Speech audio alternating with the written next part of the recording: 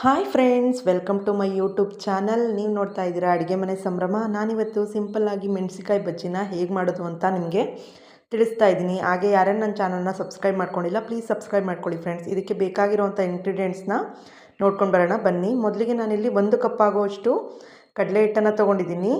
ಅರ್ಧ ಚಮಚದಷ್ಟು ಖಾರದ ಪುಡಿ, 1/4 ಚಮಚದಷ್ಟು ಅರಿಶಿನ ಪುಡಿ, 1/4 ಚಮಚದಷ್ಟು ಸೋಡಾ, ಹಾಗೆ 1/4 ಕಪ್ಪಷ್ಟು ಅಕ್ಕಿ ಹಿಟ್ಟು, ಸ್ವಲ್ಪ ಜೀರಿಗೆನ ಪುಡಿ ಮಾಡಿ ಇಟ್ಕೊಂಡಿದ್ದೀನಿ.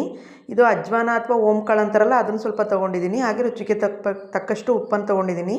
ಇಲ್ಲಿ ಬೋಂಡ ಮಾಡೋವಂಥ ಮೆಣಸಿಕಾಯಿನ ತೊಗೊಂಡು ವಾಶ್ ಮಾಡಿಬಿಟ್ಟು ಒಂದು ಕಾಟನ್ ಬಟ್ಟೆಲಿ ಒರೆಸ್ಕೊಂಡು ಇಟ್ಕೊಂಡಿದ್ದೀನಿ. ಹಾಗೆ ಎಣ್ಣೆ ಬೇಕು ಫ್ರೆಂಡ್ಸ್. ಮೊದಲಿಗೆ ನಾನು ಇಲ್ಲಿ ಒಂದು ಗ್ಯಾಸ್ ಮೇಲೆ ಒಂದು ಬಾಣಲಿನ ಇಟ್ಬಿಟ್ಟು ಎಣ್ಣೆನ ಕಾಯೋಕ್ಕೆ ಇಟ್ಟಿದ್ದೀನಿ ಲೋ ಫ್ಲೇಮಲ್ಲಿ.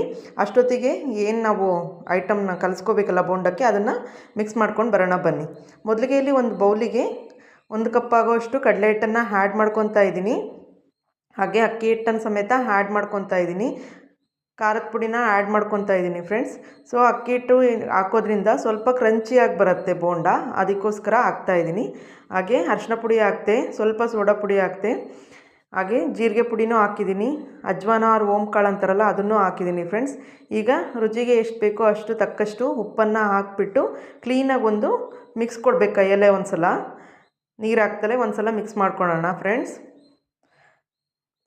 ಇನ್ನೇನು ಮಳೆಗಾಲ ಸ್ಟಾರ್ಟ್ ಆಗ್ತಾ ಇದೆ. ಇನ್ನು ಬೋಂಡ ಬಜ್ಜಿ ಇವೆಲ್ಲ ಮಾಮೂಲು ಮಂಡಕ್ಕಿ ಜೊತೆ ಟೀ ಜೊತೆ ಮಳೆ ಬರ್ತಾ ಇದ್ದರೆ ತಿನ್ನೋಕ್ಕೆ ಆಹಾ ಸಖತ್ತಾಗಿರುತ್ತೆ ಫ್ರೆಂಡ್ಸ್.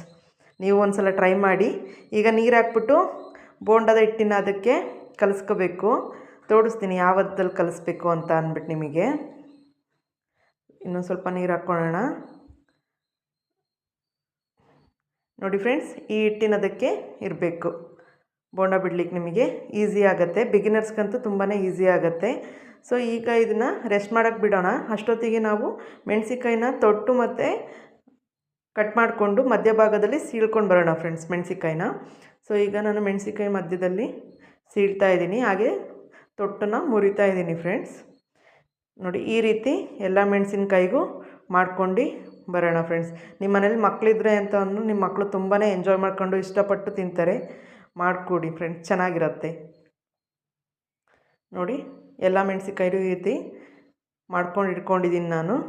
ಈಗ ಎಣ್ಣೆ ಕೂಡ ಕಾದಿದೆ.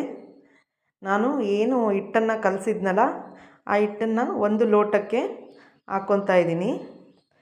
ಯಾಕೆ ಅಂತ ಅಂದರೆ ಬೋಂಡ ಬಿಡಲಿಕ್ಕೆ ಈಸಿ ಆಗಲಿ ಅಂತ ಅಂದ್ಬಿಟ್ಟು ಫ್ರೆಂಡ್ಸ್. ಬಿಗಿನರ್ಸ್ಗೆ ಕಷ್ಟ ಆಗುತ್ತೆ ಒಂದೇ ಸಲ, ಯಾಕೆಂದರೆ ನಾನು ಇದನ್ನು ಕಷ್ಟಪಟ್ಟಿದ್ದೀನಿ ಅದಕ್ಕೋಸ್ಕರ. ಸೊ ಈ ಥರ ಮಾಡಿದ್ರೆ ನಿಮಗೆ ಈಸಿ ಆಗುತ್ತೆ. ಮಾಡಿ ಒಂದು ಸಲ ಟ್ರೈ ಮಾಡಿ ಮನೆಯಲ್ಲಿ.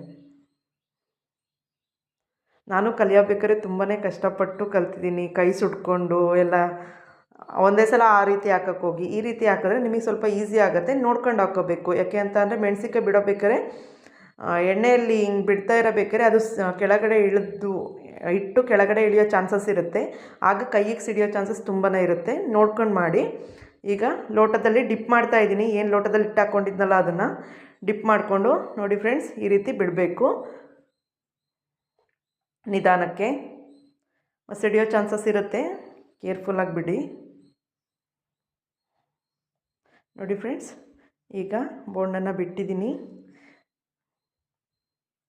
ಎಣ್ಣೆಯಲ್ಲಿ ಅದು ಕ್ಲೀನಾಗಿ ಬ್ರೌನ್ ಕಲರ್ ಬಣ್ಣಕ್ಕೆ ಬರಬೇಕು. ಅಲ್ಲಿ ತನಕ ಡ್ರೈ ಮಾಡ್ಕೊಳ್ಳೋಣ. ಹಿಟ್ಟು ಹಾಕಿದ ತಕ್ಷಣ ಎತ್ತಕ್ಕೆ ಹೋಗ್ಬೇಡಿ ಬೋಂಡನ. ಯಾಕೆ ಅಂತ ಅಂದರೆ ಹಿಟ್ಟು ಫುಲ್ಲು ಜಾಲರಿಗೆ ಹತ್ಬಿಡುತ್ತೆ. ನೋಡಿ ಫ್ರೆಂಡ್ಸ್, ಈಗ ಬೋಂಡ ರೆಡಿ ಆಗಿದೆ. ರುಚಿಕರವಾದ ಮೆಣಸಿನ್ಕಾಯಿ ಬಜ್ಜಿ ಮಾಡಿ ತಿನ್ನಿ, ಹಾಗೆ ಕಾಮೆಂಟಲ್ಲಿ ತಿಳಿಸಿ. Thank you for watching my YouTube channel friends. Like ಮಾಡಿ, ನಿಮ್ಮ ಸಪೋರ್ಟ್ ನನಗೆ ತುಂಬಾ ಇಂಪಾರ್ಟೆಂಟು. Thank you. ಬಾಯ್.